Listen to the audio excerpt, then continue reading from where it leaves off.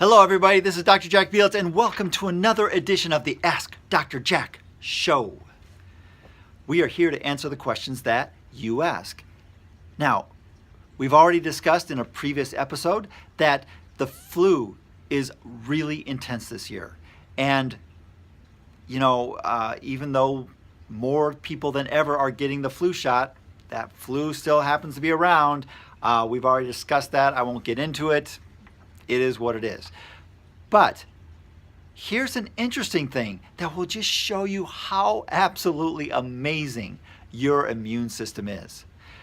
There was a study done of 142 people on the flu virus and how it can be transferred.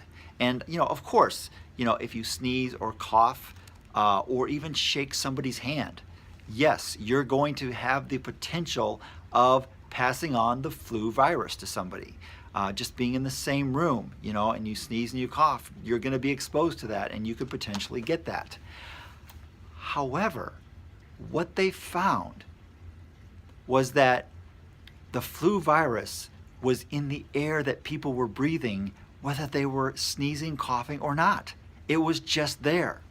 So what does that mean? That means that the flu virus is around a heck of a lot more than people have ever given it credit for. Why is it that not every single person is dealing with the flu virus? Well, guess what? It's because your immune system is so flipping amazing. Yes, that's right. It is so amazing. It keeps you from symptoms of a flu way more often than you're exposed to it. So, even medical experts that I'm reading on this study are not suggesting that more and more people go out and get the flu vaccine. In fact, a couple of them even stated that it was silly to do that. But what do you want to do if you have signs or symptoms of the flu? Well, what you want to do is you want to remember the best way to overcome the flu so that you don't ever get that particular virus again is to let your body figure it out so it can fight it the next time that you have it. And the way to do that is to make sure your immune system is able to function and get it on its own. So, how do we do that? Well, your immune system is run by your nervous system. So if you want your immune system running at full potential, you need your nervous system running at full potential. So, the first thing you want to do when you get symptoms like that, go see your chiropractor. Have them test your immune system now, or in your nervous system. Now, in our office, we use computerized evaluation to do that. I find it very effective and very efficient, and we can really track whether or not that immune system is going to be functioning well because based on how well the nervous system is functioning. Chances are, if you got the flu, your nervous system was not doing its job and coordinating all the efforts of the immune system. Secondly, once you get adjusted and get that nervous system going so that immune system can work efficiently, there are a couple things that you can do. The first thing, remember, your immune system is run using your white blood cells. The way the white blood cells become active is when you get a fever. So if you have a fever, don't go and take some aspirin or ibuprofen or something to lower it just to make you feel better. You want that fever to be up so that you can get the full effect of those white blood cells working and you'll get over the problem a heck of a lot quicker. Yeah, you might feel a little more lousy than you would if you took an aspirin for a day or two, but instead of it lasting 3 or 4 or 5 or even a week or two, it'll be over in a day or two. And that to me makes a lot more sense. It's more of a trade-off.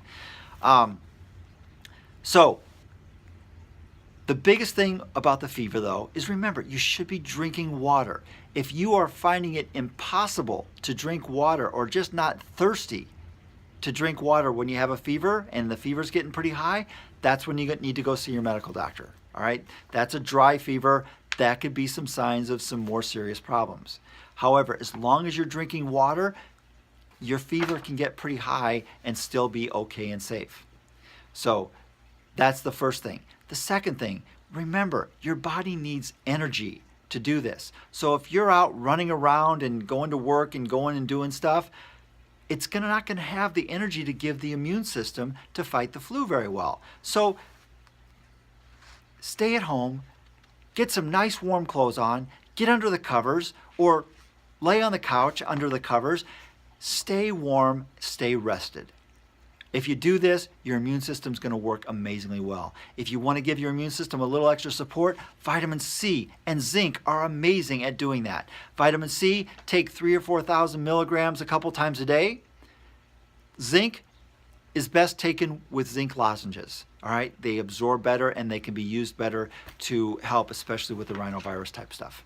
So that is the best way that I know of to deal with the flu and to keep you happy and healthy. So hopefully you have learned something well today.